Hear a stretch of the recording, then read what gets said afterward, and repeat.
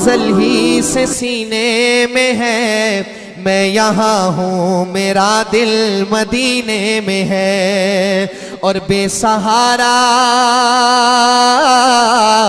बेसहारा न समझे ज़माना हमें, बेसहारा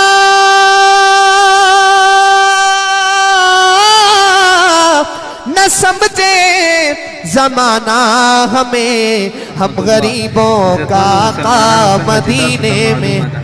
یو ځل بیا عالمي طاغوت عالمي سامراج هغه چې په ځان ته د امن والا وي، ځان ته چې وایي موږ د ځان دپاره د مسلمانانو دپاره امن غواړو، د مسلمانانو خلاف د امن په نوم باندې جنګي، د دهشتګردۍ په نوم باندې جنګي، بیا یو ځل د دنیا امن ته نقصان رسولو دپاره، د دنیا امن تباه کولو دپاره، د دنیا د امن تیس نیس کولو دپاره او د رسول الله صلی الله علیه وسلم سره د خپل بغض او عناد ښکاره کولو دپاره رسول الله صلی الله علیه وسلم په شان کې ګستاخي وکړه او خاکې یې جوړې کړې.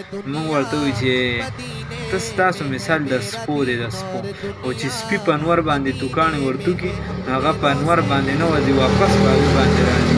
دا انسان مثال هم نه دی چې انسان په انور ورتوکي، نه نه نه، د سپي مثال هم دی چې سپی چېرته د خولې نه لاړې رابهیږي هغې طرف ته مو وایي ستاسو مثال د سپي دی، د انسان هم نه دی.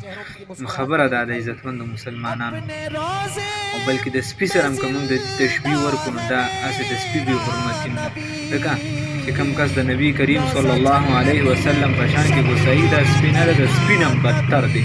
ان شر الدواب.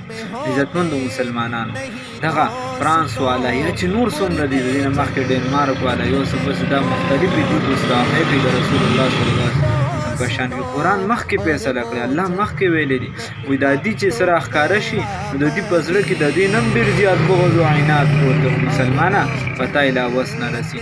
نو ای حاکمانو تاسو کې به کله سا راوچتېږي، محمدي غیرت به در کې کله راوچتېږي؟ لږ د مسلمانۍ خیال وساتئ.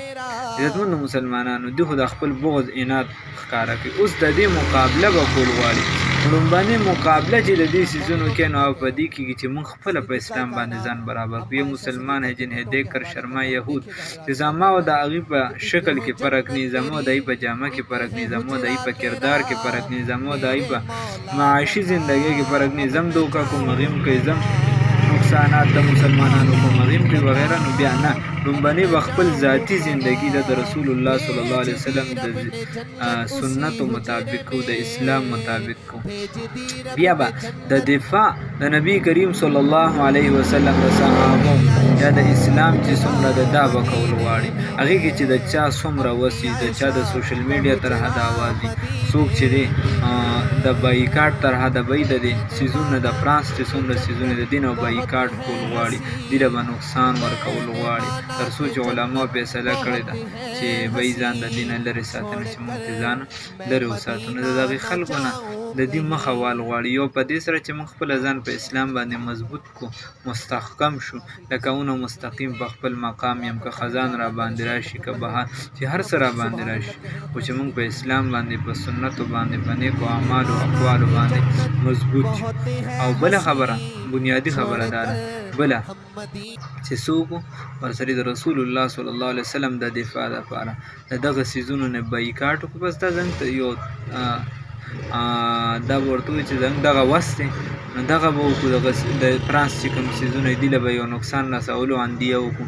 او بل چې څومره هم زموږ وس وي چې د هغې اواز اوچت کړو د خلاف، چې د فرانس د دې عمل خلاف اواز اوچت کړو، د دې عمل خلاف اواز اوچت کړو، چې د خپل مسلمانۍ څه ناڅه حق ادا کړو. الله رب العزت دې راله توفیق راکړي. وروڼو درود شریف ډېر زیات وایي، د رسول الله صلی الله علیه وسلم سیرت مبارکه دا مطالعه کړي. الله رب العزت دې راله توفیق راکړي. والسلام مع الاحترام.